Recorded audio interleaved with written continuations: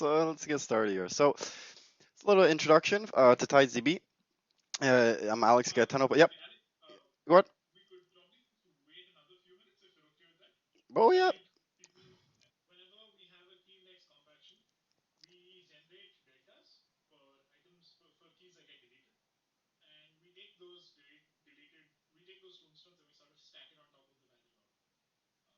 Uh, but isn't that gonna cause more space application though over time?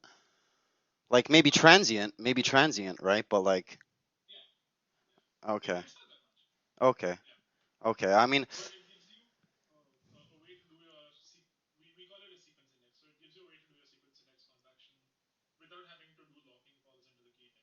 right, right.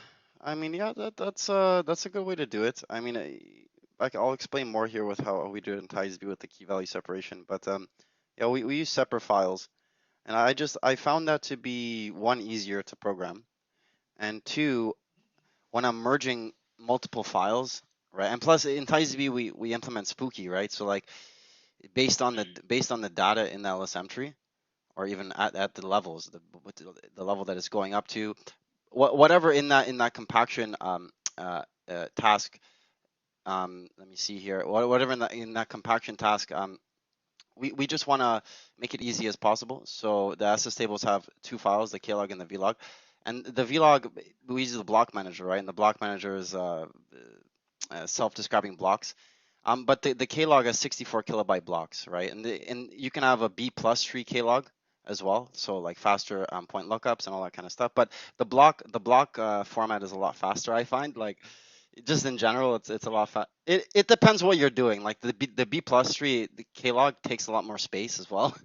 You know what I mean? Like it depends what you're doing. If you want to use the B plus tree, is there. But I usually use the block layout because I like when the disk when the LSM tree is very compact, right? Like when I see against RocksDB for the same data, it's 6 times smaller. That's a big win, you know. So I, oh yeah, but when you use the B plus tree, it's bigger than RocksDB. So that's where you have to be careful with that.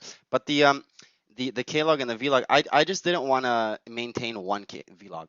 You know, I thought it was easier for each SS table to have an isolated vlog, and it's easier to do merge operations. Yeah, and you know, I could eventually utilize something like that, but I just you know, based on the design and the way I've been writing the key value separation for so long, that's the way I've been doing it. So, but I understand your case, and it sounds like a good way to do it. And you know, I haven't looked too much at the SurrealDB Rust code, but I definitely should read it more. I just read the design doc there, and it looked pretty good to me. So, but if you want, I can get started here, and we can. Yeah, yeah, yeah, yeah. It's recording here. Yep, yep. So today just gonna be. Oh.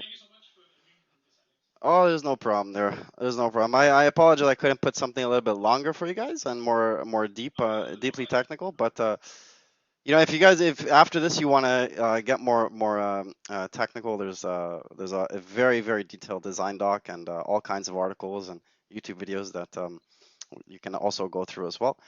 But yeah, so this is a little technical introduction, and I'm Alex. I'm the creator of TidesDB. I'm one of the lead architects and maintainers, and one of the main programmers of TidesDB as well. We have it's open source, and we have contributors as well. But I'm the one doing the presentation today. So what are we going to go through today? Well, one of the first pieces, like what is a storage engine? Because there's a discrepancy with like key value store, storage engine, and I like to call TidesDB a storage engine, and you can call it a key value store, but you know we'll get into that. Why build TidesDB today? We'll get into that. Some features, go a little bit into the architecture, uh, uh, performance comparison against the industry standard RocksDB, and integrations. We'll get into that as well. So, what is a storage engine? Right. Well, what's this idea of a storage engine? Well, if you think about, let's say, a game engine, right? A game engine gives you all these advanced and sometimes mathematically complex algorithms. It gives you a whole tool set to build 3D games, 2D games, RPGs, right? It gives you what you need to build a game without having to go into all the other complexity, which might, let's say, uh, what's the word I'm looking for there? Give you anxiety, right? So TidesDB is a storage engine, right? So we take care of persistence, we take care of all the transactional madness with MVCC and all this kind of stuff, concurrency control, data recovery and avoiding corruption, buffer and cache management. So a lot of these complicated concepts that go into building a database, when you use a storage engine, it gives you these features. So you use them from the API and you build a higher level database system or something even cooler than that. Sometimes you can even use a storage engine in a game if you have to. So that's pretty cool. So why build TidesDB today? Like why start another storage engine? Why make it open source? Why do all this, right? Well, really the reason starts from the current storage engines that are available, like LevelDB, RocksDB, BerkeleyDB. They were all built in a time in the 1990s or early 2010s where computers weren't as powerful, right? Nowadays, your laptop has like 16 gigabytes of RAM, right? It has multiple cores, right? So when designing a storage engine for today, we want to make sure that the algorithms that we use and we implement, they're essentially utilizing like the as much CPU power as you can for the storage engine, and utilizing memory, right? Because memory is getting cheaper, though it's not as cheap, but it's getting cheaper, and we would like to use it. Like if your database is slow and you're like, why is it so slow, right? How can I make it better? And it's not utilizing the cores to do the work faster, and it's not using, let's say, enough memory for aggressive caching.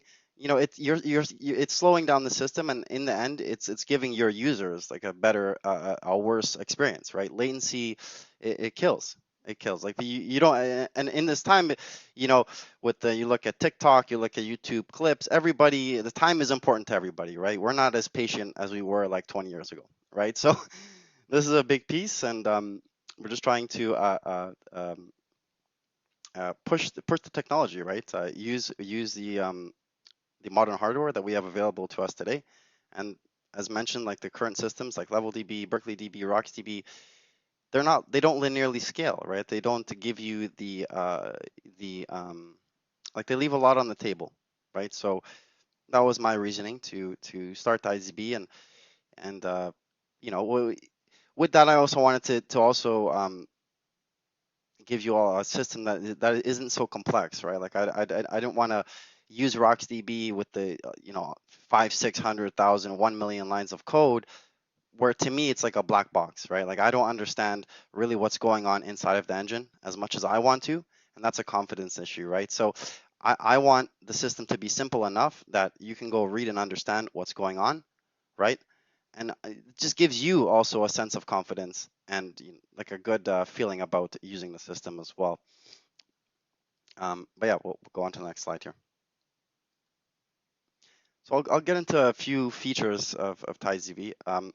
So one of the first pieces is TidesDB is a storage engine, and it's instead of usually like a B tree, it's implemented on top of the idea of an LSM tree, a log structured merge tree. So the LSM tree, if you guys don't know what an LSM tree is, it buffers writes in memory, and whilst it buffers writes in memory, it's also sequentially writing to a WAL file, right? And what goes on here is you have these write-ahead log files and these in-memory buffers that once they reach a capacity, a sorted run occurs, right? So in the case of TidesDB, we skip list, lock list, skip list, and these skip lists, once a sorted run occurs, creates a sorted file, like a sorted string file at a disk level, right? So, but there's a problem with LSM trees. Writes are very fast, but there's a lot of files to read through, so that it's like a trade-off between faster writes, then you have space amplification, read amplification. So LSM tree. It's a C library, which is good. it being in C, it made it quite easy. Not easy, but it made it easier, let's say, to make the platform accessible. I mean, to make the system accessible on pretty much every platform today, from BSD to Windows to Mac OS to PowerPC. It works on everything, even your toaster probably. So it's pretty cool in that regard.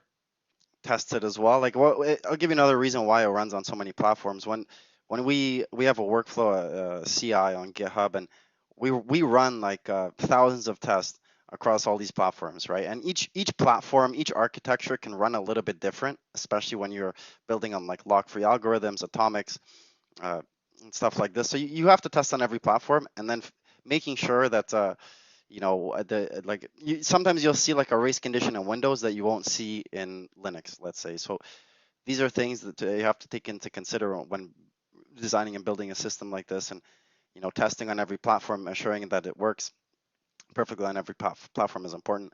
And it just in the end, it makes the system a lot more stable across every platform. Um, but yeah, the system's also portable. So what that means is you can create the database on Windows and then move it onto Mac OS and be able to use those files with no changes, right? No corruption, nothing like that. NDNS is taken care of. We have 5 isolation levels, so comparable to like Microsoft SQL Server.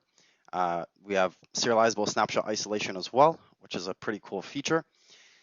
So read uncommitted all the way up to serializable. The default is read committed in TidesDB. Now, if you know a lot about LSM trees, you know that levels are fixed, right? You do your L0, your write buffer size can be 64 megabytes, and then 10x from there. Each level grows a factor of 10x. And this is essentially a fixed problem, right? In this case, compactions and all these operations that occur in a B tree are fixed, right? So it's like only a compaction only occurs based on the kind of a compaction algorithm you have, but it's usually based on some fixed capacity or or it's usually based on capacity or file sizes and stuff like this, right? But in TidesDB, we implement this idea of dynamic and adaptive storage, right? So we have like a floor of an LSM tree, usually with the level DB, you have 7 levels. But in TidesDB, you have like a floor, which is 5 levels, and it can grow from there, right? When compactions occur and each compaction it essentially adjusts it can adjust the levels based on the data living on disk. The reason this is because if you write, let's say, terabytes of data onto your into let's say a column family into TidesDB and LSM tree, at this point, let's say you delete 500 gigabytes or a terabyte of data, right? The system should be able to adjust its capacities and also levels. This is what I mean by breathing, the concept of the database breathing and not being like fixed to one configuration, right? Because if you set your configuration for levels and capacities to some specific fixed threshold, right? This indirectly affects compactions. It affects everything, right? So we implement a paper called Spooky, and Spooky has this idea of DCA, dynamic capacity adaptation, and as well as uh, no fixed like merge algorithm, right? So when when a merge gets triggered, the system will look at what's going on disk currently and determine, okay, what kind of compaction do we have to run? Full preemptive merge, partition merge, etc. Right? So this is a cool feature, and what this actually does for TidesDB is it aggressively compacts and it reduces write amplification. Another piece in TidesDB is the idea of column families. So column families, you can think of like a store, like an isolated storage. In each column family, they have their own LSM tree. Um, this is good for like domain-specific isolation. Later on, we'll talk about integration in MariaDB, which column families are used for tables and primary keys and stuff like that. So really cool feature. And we'll talk about transactions too, and about how you can begin a transaction and you know work with multiple column families, right? All or nothing. So you can say, okay, write to the users column family, write to the post column family, the payment column family in one atomic batch, which is pretty cool. All or nothing, ACID, 5 isolation levels. One of the main things in TidesDB is lock-free atomics through the hot path. So like the skip list, the block manager, the clock cache, the buffer. A lot of data structures in TidesDB that are hitting the hot path or are completely lockless. To reduce mutex contention, right? Like we don't want anybody waiting in line. Waiting in line kills performance, right? So we don't want that. Simple API, we'll get into that. We talked about key value separation earlier before the presentation, but we implement the idea of some ideas from the whiskey paper. So klog and vlog. Aggressive caching, multi-writer and reader. Time to live, so TTL is implemented right into the system, into the skip list, and into compaction and the flush algorithm. So we can go next here. Any questions with this? Okay. So we talked about a little bit about the how TidesDB is in C. What we also have is 9 different libraries for TidesDB in Python, Lua, TypeScript, Go, C++, Java, etc. So giving you accessibility to the engine. We talked about a little bit of the column families and the idea of one database can have many column families, and your application in general can have many databases running at the same time in the application. Each database, though, needs its own isolated specific directory, unique, but in the application itself, you can have a bunch of TidesDB instances open at the same time. There's no problem there. Though the directories, there is a lock file, so you can't, multiple processes can't go and touch a database whilst an application is running it. We talked a little bit about the transactions can spell multiple column families. And we use MBCC with sequence numbers. So I'll give you a little bit of an example here. So let's say you begin a transaction in one column family. You'll get the database is going to give a sequence number to that column family, right? And let's say a sequence number of 5. If in that same transaction another column family you want to write to another column family, it's going to use that same sequence number. And the reason being is because on recovery, we want to recover committed state, right? And the sequence numbers and them aligning with the different column families allows us to know how to recover the system, right? Once we commit into the skip list, there's still a write ahead log at that point, which is paired with the skip list. And at that point, we have to recover the skip list if the system shuts down, right? So this helps us coordinate. This helps us coordinate, like in the log file. The log file will tell us, okay, what operations went where to what column family, what sequence number, and we recover the sequence numbers as well. So like on recovery, we'll scan through the column families, look at the manifest file, which is another concept, and figure out what is the global sequence number that we have to repopulate on recovery. Pretty cool piece there. MVCC. Now we'll talk a little bit about the architecture here, and we'll see how the pieces tie together here. Talk a little bit about the background threads and how they all work for compaction and cleanup and garbage collection and sorted runs to disk. So I mentioned earlier, everything starts with the database, right? In TidesDB, you can't go and write any keys or read any keys without a column family, right? You're gonna have to create a column family, and at that point, you're gonna be able to write to it. Now, each column family has its own configuration, its own skip list, its own mem table. I'll call this a mem table. The mem table is a skip list and a write ahead log paired together. Okay. Now, the column family as well has the idea of disk levels. So as we talked about earlier in LSM tree, we have L0, L1, L2, L3, up to LN, whatever you want it to be, right? In TidesDB, the default is 5. That's the floor. Now you won't see in the column, you'll see like a database directory, and then within, if you create a column family, you'll see a column family directory, and then you'll see your log files, etc., and your klog and your vlog files when they when you start writing to disk. But let me see here. We talked about a little bit about how when you have the write buffer, so there's a configuration, the write buffer size, which is indirectly the mem table size. So by default, it's 64 megabytes. When it reaches the threshold, so when you write enough data to this the mem table, at that point it's going to trigger that sorted run to disk, which is going to flush and traverse that skip list and create a sorted string table at L1, right? A sorted string table is that klog and that vlog file. A klog in TidesDB is essentially, you can think of it like many blocks. It has many 64 kilobyte blocks, and in each block, it has a fence. Okay, the fence is a prefix, min and max, and the default is 16 bytes length. Each block, 64 kilobyte block in the klog, has a min and max key. Now you might be thinking about why do you do that? Well, we utilize that with block indexes. That's the block index. So we're able to do a binary search on point lookup and seek directly to the block where a key might exist.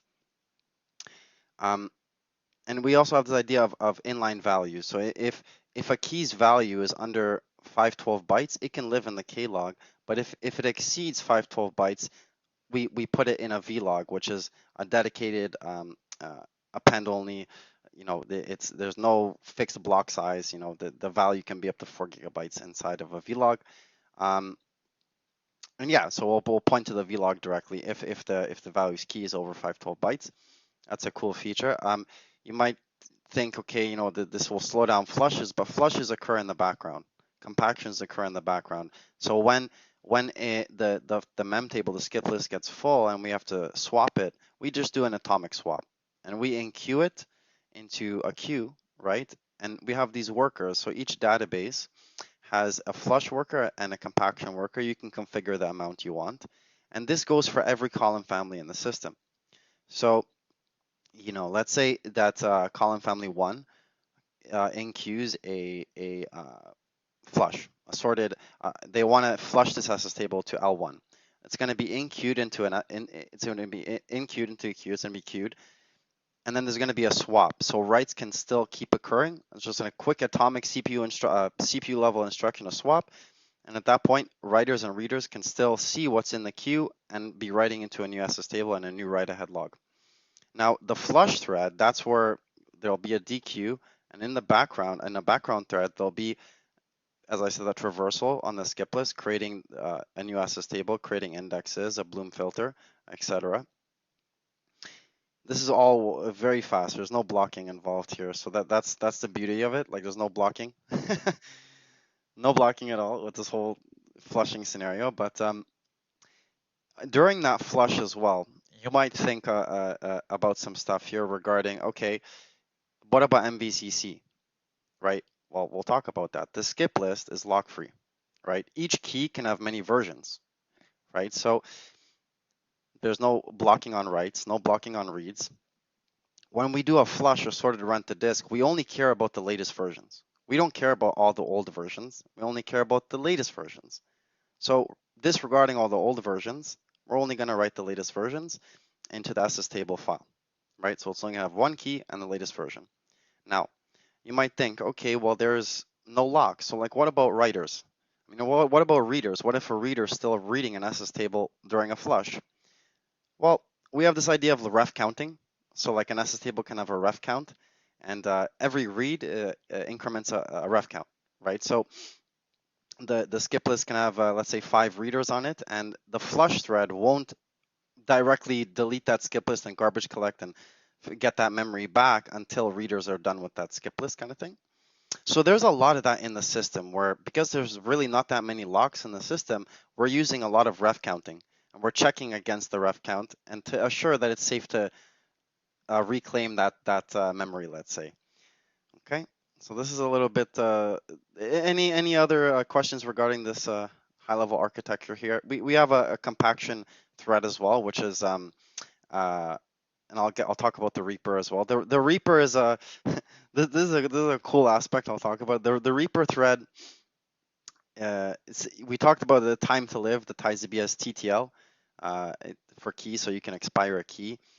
The Reaper essentially every n milliseconds uh, runs in the background and caches syscalls, right? So time is an expensive expensive syscall, right?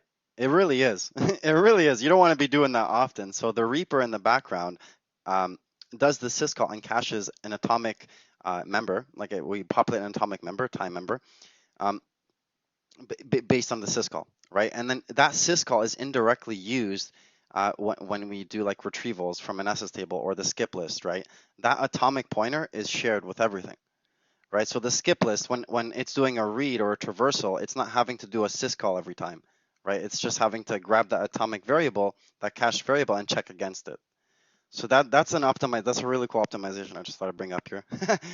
The Reaper as well does a few things. It runs like an LRU, so it'll evict SS tables, least access SS tables, because Linux and Windows, they have like a max open file descriptor, so you have to respect that, right? You have to respect how many open file descriptors you can have, and that's also what the Reaper does. It looks at the SS table and the last access time, and I'll be like, okay, what's the oldest SS tables, and let's remove the oldest 20% of them.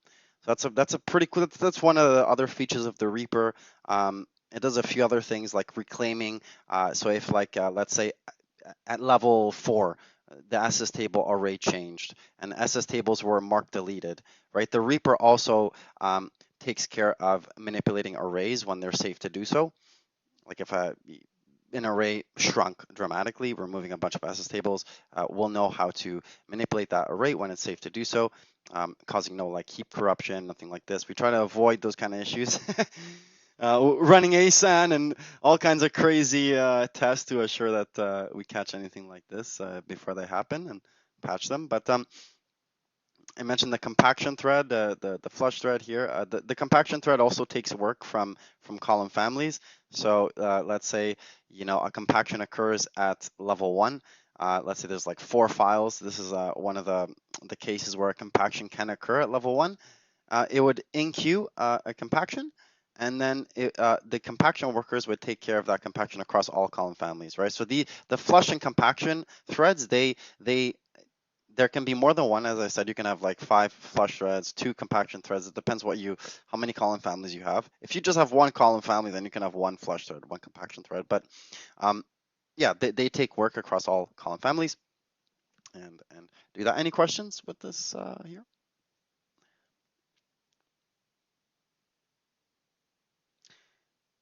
But probably.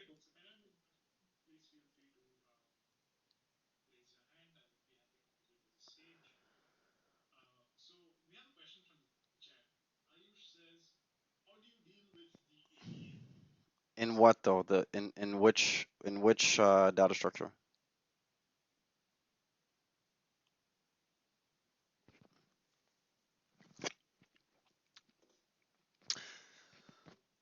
Yeah, this is yeah. So like in the skip list, we use compare and swap as like the lowest level CPU instruction. So like it's a race, right? So like if in a node, right, there's a lot of threads coming in and wanting to write a version to this node, you have to also understand that the skip list it's not going to really change the like the how do I explain this in a way that it'll make sense?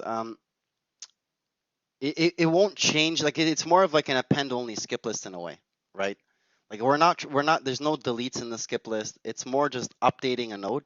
So the compare and swap, like comparing and swapping and pre-appending of a version, is how we do it in TidesDB, right? So yeah, like a tombstone is a version, and we're always pre-pending and using compare and swap, right? So no locks in the hop path, um, and atomic operations.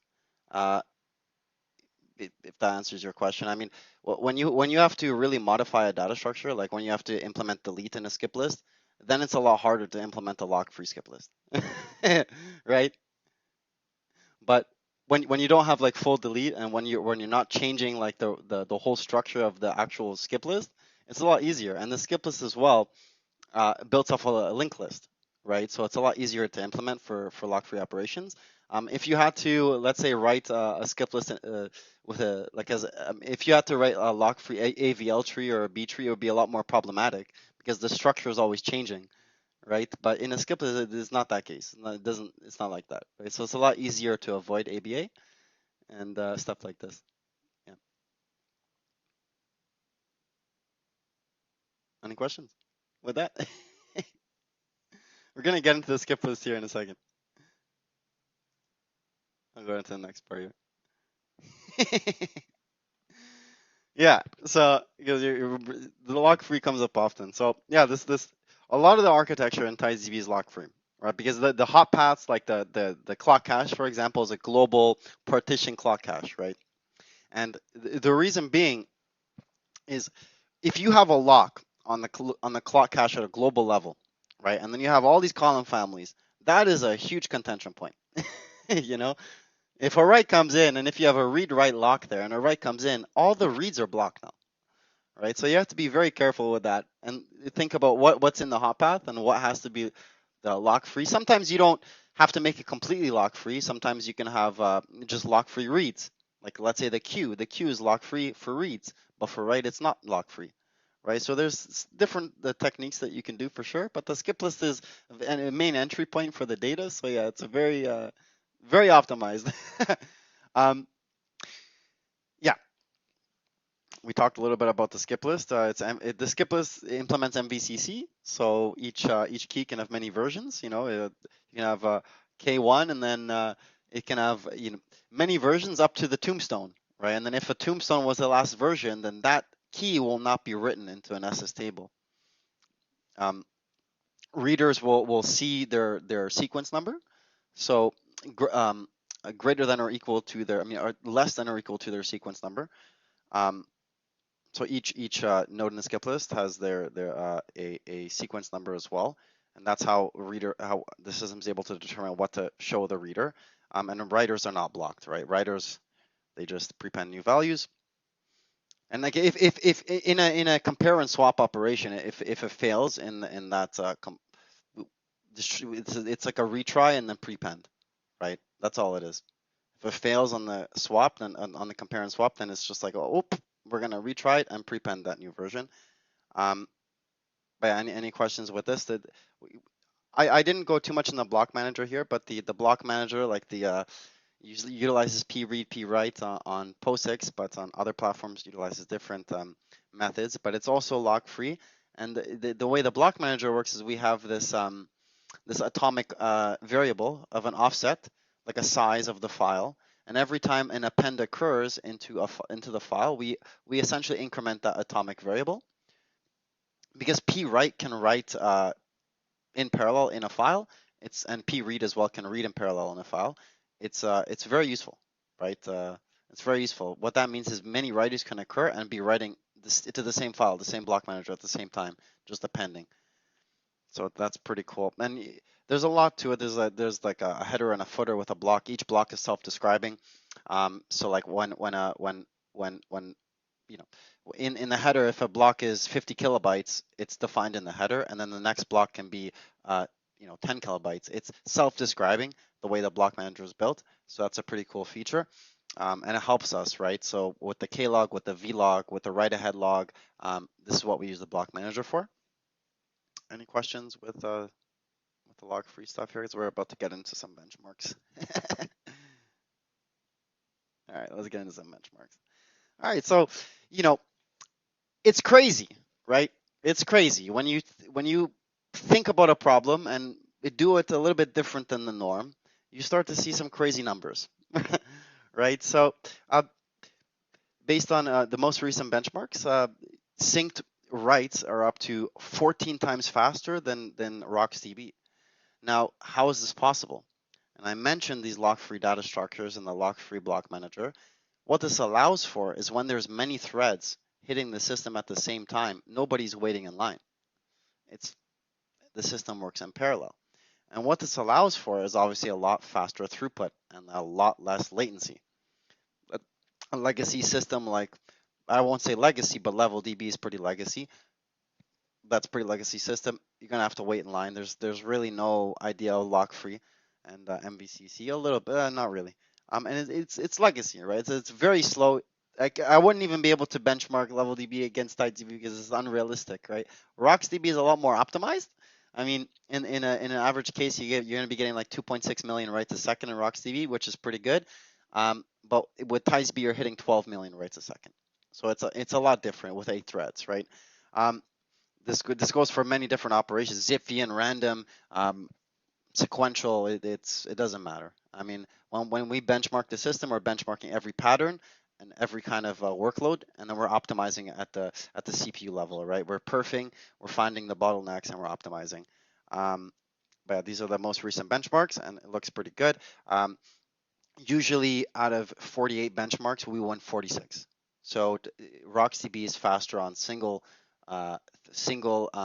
deletes, but once batches are brought into like once you batch 100 or greater, then TidesDB pulls ahead. But RocksDB for single threaded and single op workloads, I mean, it's pretty good. If you're not going to batch stuff, it works pretty well.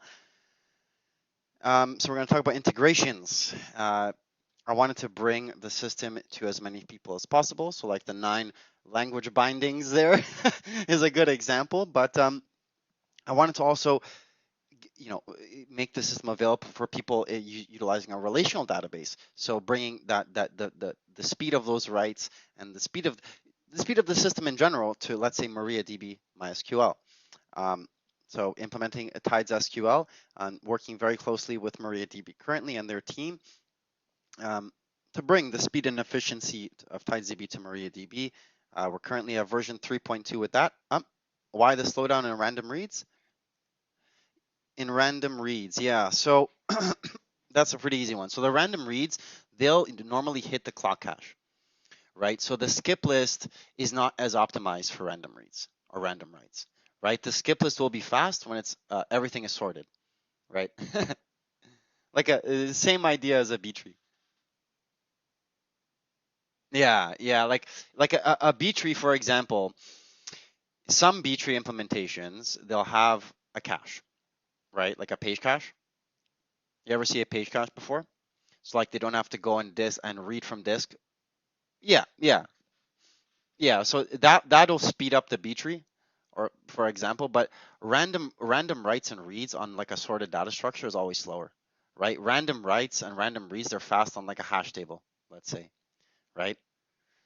And that's where like the clock cache is like hash partition. The clock is just the algorithm, eviction algorithm, like a second chance of eviction algorithm. But yeah, the clock cache is very fast for random writes and reads. But the slowdown, would you say slowdown on random read? Yeah. Yeah, well, yeah, one is contention, right? One is contention, and then two, it's depending how much data lives where. So if the clock cache is still cold and there's not a lot of data living in the cache, it's not going to get a cache hit. So in this run, it was a lot slower. But if the cache is hot and there's a lot of data in the cache, it'll be a lot faster. Yeah.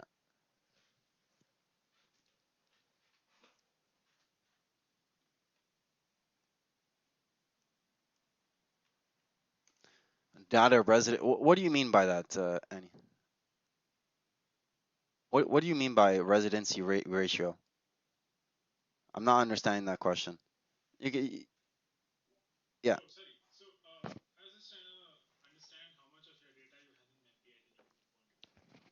In memory at any point in time? Oh, okay, yeah. So there's a lot to this. There's actually a lot to this algorithm here, a lot to these algorithms. But yeah. So that write buffer, right? The column families. Like there's TidesDB can have many column families. Each column family has its own write buffer. Okay. By default, that's 64 megabytes. So if you have one column family, by default, it's going to take 64 megabytes memory for the write buffer, and it's going to take 64 megabytes for the clock cache. Right? Now this is configurable at the column family level, but hear me out, it's not just this, there's a lot more to it. That write buffer threshold, okay, depending on how many files, I mean, how many immutables you have like in the queue. So I'll give you an example. When that write buffer and becomes at capacity and it gets full and then it gets queued to the flush for a flush, there can be a lot of accumulations, right? If there's a lot of writes, there can be a lot of immutable mem tables, right? Because if there's a lot of reads and writes occurring, then we have to keep those skip lists in memory because we can't just take that skip list out of memory whilst a write is occurring, whilst a read is occurring on it, right? So the ref counts can cause transient memory usage, right? Like because we have to keep those skip lists in memory, but once the ref counts allow for it, we can remove them. And once the flush is good, we can take care of that. Now we have this idea though of gradual back pressure in TidesDB. So like the L1, L0Q, it's called the L0Q. Once it reaches 4 files, it's going to start applying pressure to each write, right? Each write is going to take a hit of 1 millisecond. Okay, once it reaches like four immutable mem tables. Now, once it reaches, I think it's 8 by default, or I think it's actually, I think I set it to 10 now. I think it's 10. I think once it reaches 10, 640 megabytes, it starts applying a little bit of pressure to each write, like it'll slow down writes. And then once it reaches 20 immutable mem tables, it's gonna block writes. It's just gonna block it and then give time for the system to catch up, like flushing. Yeah, it has some mechanisms to prevent, you know, memory, making your system just not usable. A lot of this is, yeah, we've seen that. We've seen that. Eh? Yeah, so there's ideas of keeping. We also have like L1.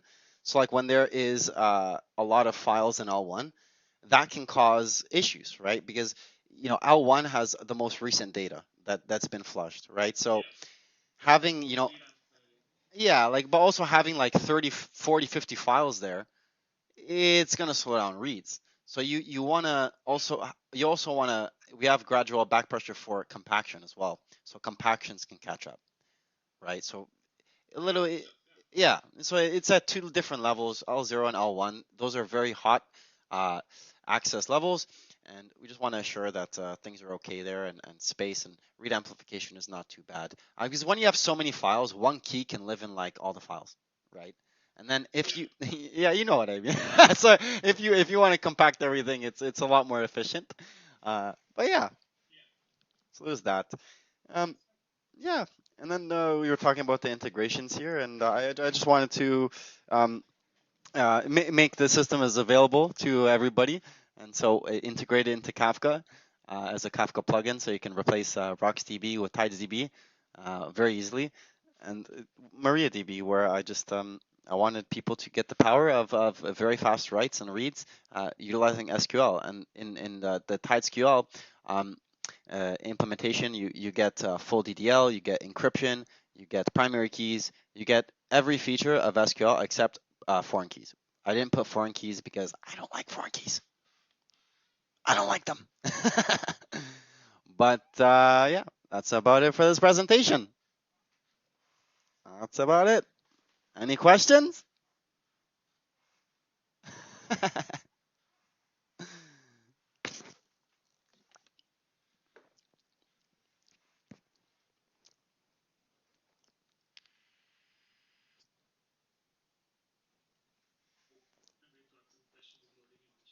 Yeah, no problem.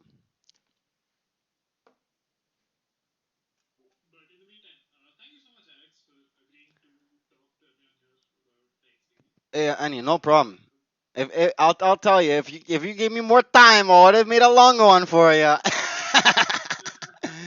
Hey, we can do it again, and I can depending on how deep people want me to go, I can go as deep as people want me to go.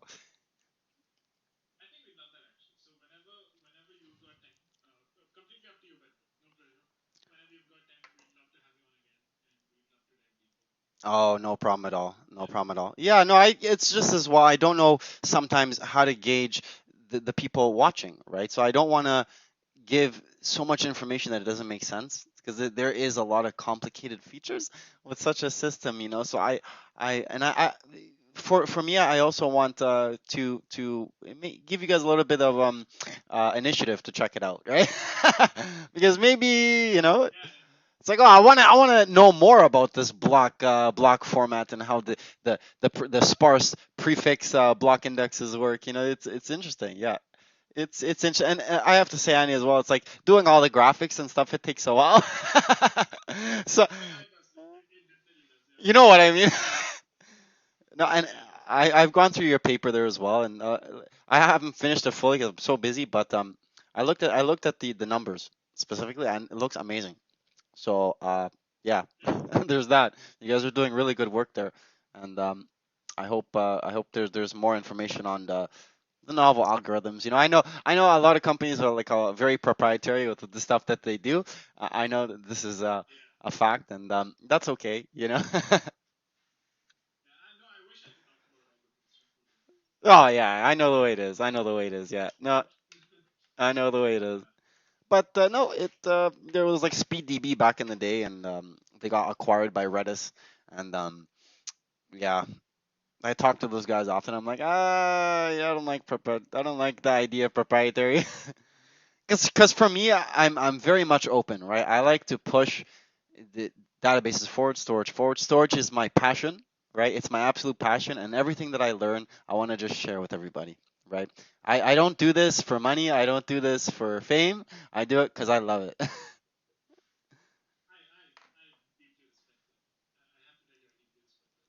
Thank you. That it's you. It gets you places, man.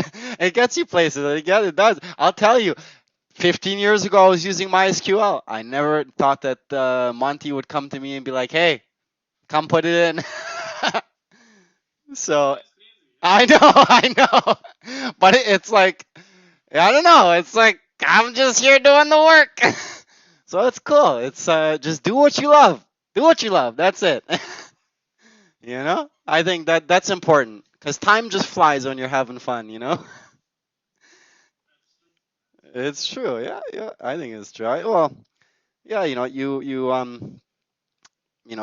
do what you love every day, and time just flies. I'll tell you, like, when I work on the system, it's 7 a.m. and then all of a sudden it's 10 p.m. I'm like, oh shoot.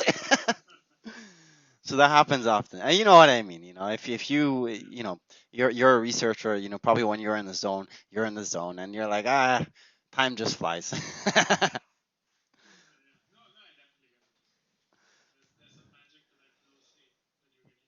Yeah, yeah, yeah, yeah. But let me ask you with the what are you guys doing with like magma and like concurrency? Are you guys approaching lock-free algorithms? Like what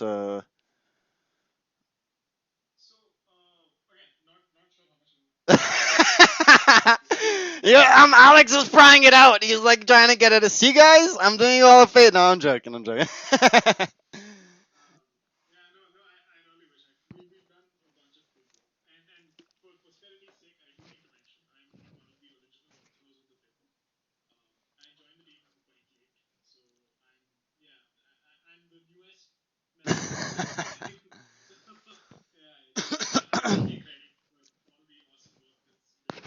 Well, I hope you guys release more papers, and definitely be reading about them. And I think it was you that asked me about a paper for TidesDB. I'm like, no, was it you? I think it was you. I'm like, no, no, no, no, not yet, not yet. There's a lot smarter people than I am. There that do very good work, academic work. And as I said, I'm more of a programmer. I enjoy programming and solving problems with code. Let me see here. How do you approach writing lock-free code? Yeah, uh, it's different. That's different. Yeah, it can be different. Yeah. Um, yeah. So in TidesDB, we have an abstraction layer called compat.h. It's like a 5,000 line file, 4,000 line file, and for every platform, I handle every method. So like even like string do duplication, string dupe, um, all kinds of methods, man. Like p read, p write, abstraction for Windows, Mac OS. So yeah, even atomic operations, they're abstracted and assured that they work on every platform, right? So we write abstractions in compat.h, we test it on 15 plus platforms, and then we integrate it into the system, right? Yeah. it's super hard to do that. I don't recommend building software for like 15 plus platforms. Um, but if you're building a storage system, I do recommend it because if you write just if you write a database or a storage system just for Linux, that's a problem. That's a big problem because you don't know how it's going to react on other systems, and every architecture reacts differently. And really, to build a stable system, you have to test on every platform. You really have to because it just I like with especially with lock-free algorithms, things occur a lot more, right? They do, and it's just I see the way systems break on different platforms and architectures, and you just have to test on everything. It gives you more confidence in the end, and you'll see the amount of bugs you'll find. You'll be shocked. You'll be shocked. You'll be like, how do threads work like this in Windows, but they work like this in Linux? What the hell? You know, it's crazy. But yeah, it's all learning, right? And I do recommend that. Yeah. What's that?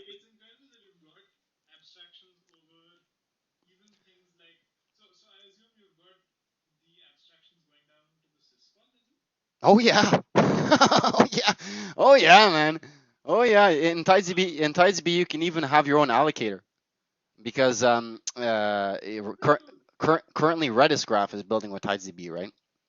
Redis, and they wanted their own allocator. I'm like, okay, let me put it in. So yeah, now you can have custom allocators in TidesDB, all kinds of stuff. Yeah, it's pretty cool. Oh man, there's so many features.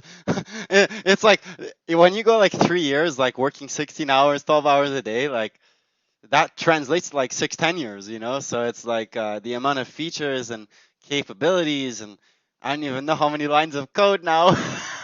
Like I'll tell you, man, like it started like it was like maybe 1,000 lines of code, maybe 2,000 lines, like a few years ago, and over time, like it's just you. And here's another piece I'll give you guys is like, don't be afraid to rewrite what you do. Don't be so assured that what you did is perfect. You know what I mean? Don't be afraid to change it, you know, because you have to experiment. Experimenting is important because if you don't experiment, you won't know. You won't know how maybe another idea would work comparing to what you currently have. And the only way we're able to approach these numbers and beat RocksDB across everything is literally by trying things that were never done before. And if I wasn't happy or with how something was or running or looked, I rewrote it from scratch all over again, right? I'm learning from each time, right? So, yeah, yeah. I'd recommend you guys check out the GitHub and uh, have a look at like the 10, 12 storage systems I wrote before this one, and to see kind of like the progression because I get a lot of questions about how did you learn this, you know? And the truth is like thinking about how you store the bytes on disk and how you read the bytes on disk, and that's it. From there, I expand it up because if you read just the B tree paper, you're gonna get lost.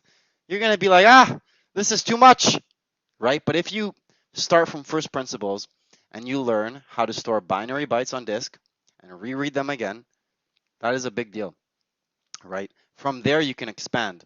You can say, okay, I'm gonna do an n-array kind of system, key value store. I'm gonna do a block-based block manager. I'm gonna build a B tree. You know, start small and then expand up. And don't try to do it all in one day. You know what I mean? Actually spend the time, understand, like how insertions work in a B tree, how to actually take care of every case if you like B trees on a delete. Take the time, really understand the concepts, because once you do that, then you'll find optimizations. You'll be like, why do we do it like this? How can we do it differently? And that's where you start to get those questions and curiosity. And how can we optimize it? How can we remove that serialized mutex? How can we make this multi-writer, right? So there's a lot of, but it stems from just writing bytes on disk and reading them again. It stems from that, and then building up from there.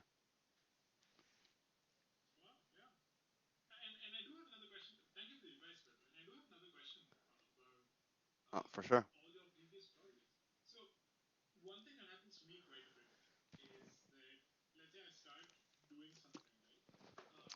Hmm.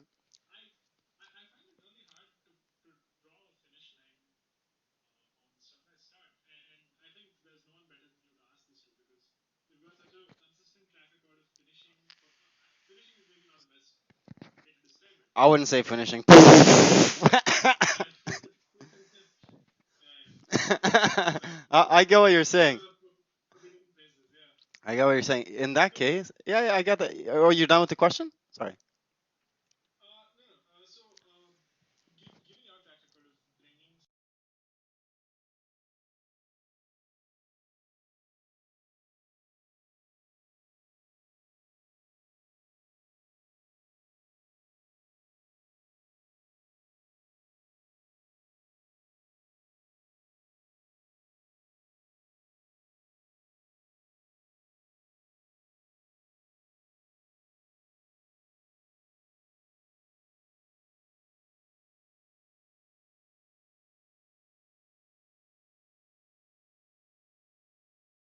Yeah, yeah, that makes sense. Yeah, yeah, that makes sense.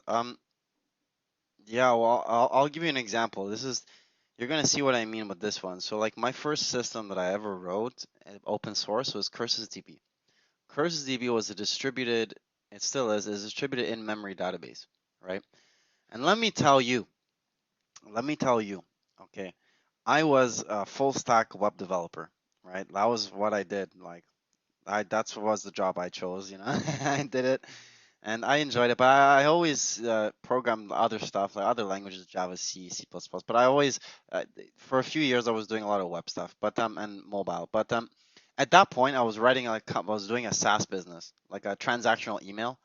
Right, I had a SaaS business, and I needed like a database that, like, I had this, and I was using MySQL back then, and I'm like, I want a database that can like scale and like I'd never have to worry about adding nodes, removing nodes, and just data scales infinitely. You know, in memory fast as can be, persisted like with snapshots. I had this idea in my head, and I had no idea how to build a database. I didn't even know what a B tree was. I had no idea.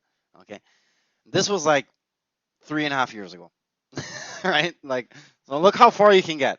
You get pretty far if you're really obsessed. But let me tell you, I wrote this database not knowing about nothing. If I look at the code today, I'm like, you know, but but I learned a lot. And that's first principles. I didn't read a paper. I didn't know about the different protocols, Paxos, Raft. No, I wrote everything from scratch. My own protocols, everything from TCP, my own specifications, everything from scratch. And if I look at the code today, it's humbling to me because that's where I started, right? And I always point people to that. I'm like, and if you look at it, it looks like a full project. Wow, there's diagrams. Yeah, I drew the system on a piece of paper, how I thought it would look like, and even TidesDB a few times on a piece of paper. I'm like, okay, this is the gist of how I want it to look like. And then I go from there and I start implementing the different. And another piece is like when you look at the way I'll write code is I modularize everything. I put everything in separately so I can test components individually, right? Because the reason to do that is like when you're building, like, let's say an LSM tree, like TidesDB. TidesDB has like 20 components. And when you have 20 components, you want to be able to perf one component. You want to be able to test one component, right? You don't want to be able, like, I'll give you an example. Like MySQL is like such a big system. And like to benchmark MySQL and to perf it it's hard because there's so many moving parts. They didn't think about modularity. You know what I mean? So that's a big piece. Modularize your code so you can test the easy and isolate things to perf them, and analyze them properly. Because if you don't do that, if you just have one massive class and classes, it's going to be impossible to work with, right? So there's that. And then you don't have to finish no project, right? That's another piece. Get it to where you think it should be, and then go somewhere else. Like with CursedDB, once I was okay with it, now let me tell you how my mind works. Is I thought, okay, it's in memory but and I thought about the disk aspect, but I'm like, I want to learn about storage engines, right? I want to learn about like the data on disk because that seems like the harder problem. And from there, from then on, it was like all storage engines, Starsky, Wildcat DB, LSMT. Oh my gosh, man, what? So many FairyMQ, like there's a lot of databases and storage engines that I've written over time, and each one you learn. You try different things. You find some new research that you want to try. Like whiskey, for example, I put in Starsky, which is a Go. Go library, Syscient data structures, Syscient try, implementing that with louds encoding. Very complicated stuff, right? So you know, over time, right? Over time, sometimes even writing a B tree takes like 3 months. You know what I mean? But once you get it to a point that you're happy with, you can leave it and then go on to the next thing. I mean, with TidesDB, it's a little bit different because TidesDB is like, that was my like, I don't know. Once you get to a point with a project where it's like kind of now it's being used and companies you want to pay for it, and you get to a point where now it's like your life. You know what I mean? So I guess to that point. But I can tell you, this happened in 3.5 years. So don't let anybody tell you that you can't do it, because you can. You can. I didn't go to university. I didn't go. I self-taught myself everything, and I'm pretty sure everybody here can do that too, and better than I can. I'm sure, certain of it. Oh, I'm certain of it.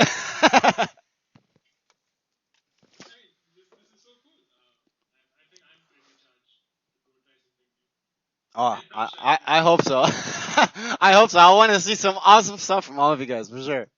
But no. If you guys have any other questions, even feel free to add me on LinkedIn or Discord, and always send me a message. And I'm always willing to help you out or chat about stuff, right? Oh man, bro, I get asked this a lot. I get asked this a lot. So yeah. Yeah. But that's the thing, right? Like I'm gonna say like the Surreal DB, Serial KV, um, KV. I think that that's like very similar to TidesDB in Rust. I mean, it's not anywhere close to it, but like the architecture is pretty similar in regards to the MVCC, key value separation. Some of the design aspects are pretty similar. But I just don't think that it would be possible to optimize the system at the level that TidesDB is optimized at, right? Because we're going down to CPU instructions, very low level code in some aspects that I just don't think it's possible in Rust. But I'm not sure, right? I've been writing C for like 12 years. I know C pretty well. I still don't think I know it well enough, but you can read it, you can write it, but there's always something new to learn. And Rust is a way bigger language that I think it would take me like 20 years to be good at it. You know what I mean? Um, because smaller languages, they're easier to be good at it. You know what I mean? And build a good system. But like these languages like C++, not that I don't like C++, I really do like it. But Rust and C++, they're very big languages. And to do one thing, there's like 1,000 ways to do it. And like that's a problem, right? In C, you can write a function and maybe you can refactor it in like 3-4 ways, right? But then in like other languages that are so broad, there's so many ways to do it that like it also makes it harder for open source, where like a guy might be looking at that code and be like, you could do it like this, and there's so many ways to do it in that language, and there's so many abstractions, and yeah, I want TidesDB to be as minimal as possible, not that much code, very compact. Like I'll tell you, like 2 weeks ago, I literally spent like all day going through, I don't even know how many lines of code. I think 40,000 lines of code, and finding each function that was like 400 lines. Anything over 400 lines function, I broke it up into branches. So each function in TidesDB is like 200 lines, or like 250, 300, because it's just easier to read. Like if you have 1,000 line function in a class and it's like, it's hard to read, I don't know. You guys can tell me I'm wrong with that, but I'm just not used to it yet. That's I get asked that a lot though. Yeah. Yeah, I'm not used to it yet. It's like I'll tell you, like when I start writing Rust, like I'm like, just give me the C or go. Just give it to me. Let me do that. It's just easier. It's easier. Like with C, I write a lot of C, but with Go, I prototype in Go, right? So like I can take my Go code and convert it to C very easily, right? Because they're so similar. To me, right? To me, I find them similar. both procedural, both written by the same people almost, so minus one or two people, but yeah, very similar languages. And I think like you can also go back and look at my repositories like Wildcat DB. That's TidesDB in Go, pretty much, minus some stuff, minus some isolation levels and but that's where I learned like atomic lockless operations. That's where I experimented with lock-free skip list. I wrote it in Wildcat DB first before I did it in TidesDB. TidesDB started very simple, right? Like it didn't. When TidesDB started, it was like single writer, and I actually think it was single reader at one point, and then I made it single writer and multi-reader, right? But you learn, you expand, you get curious on how to do things, and you do it, right? I would be crazy to say that you do something perfect right on the first try, and even then you'll never do something perfect. I think. I think bugs like are a huge thing, and like no matter how hard you try, your code will always be buggy in some way, and somebody else will always complain about it. That's for sure. And I'll mention this as well. Don't let others demotivate you. You know what I mean? When you share your projects publicly, you know, uh, you know, do that with a grain of salt because people can say negative things, right? But take that negativity and you know push yourself and take it as drive to do better. And sometimes you don't have to do better, and don't listen to them. Don't listen to them even. Just try to push yourself and keep learning. Don't take it like negative in any way. I remember so many times, man, just like writing data, like writing these storage engines and databases just starting, and people writing really mean things. So um, but that was motivation, right? So you take that as motivation and you keep going, right? Yeah, for sure. That's a big one.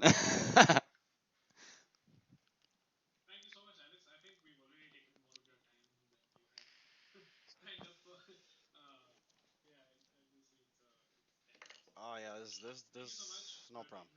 There's, oh, there's no problem there, no problem. And yeah, I'll see what I can put together again, a longer version there, getting into some like really deep stuff there. And I have to say, if you want to really learn TidesDB's internals, like learn about some really interesting algorithms, uh, check out the design document. It's really detailed, and guys, I spend a lot of time there.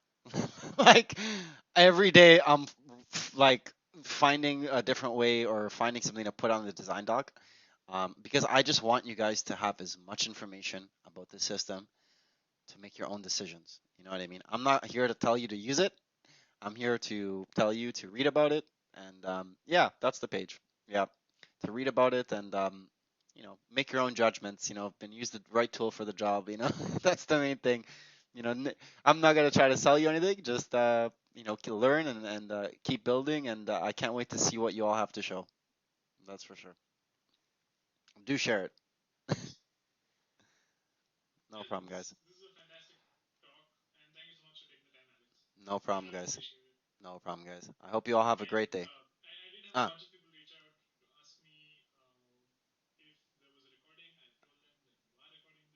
I recorded it. Yeah.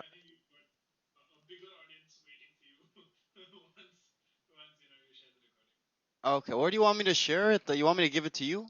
I'll give it to you there. Eh?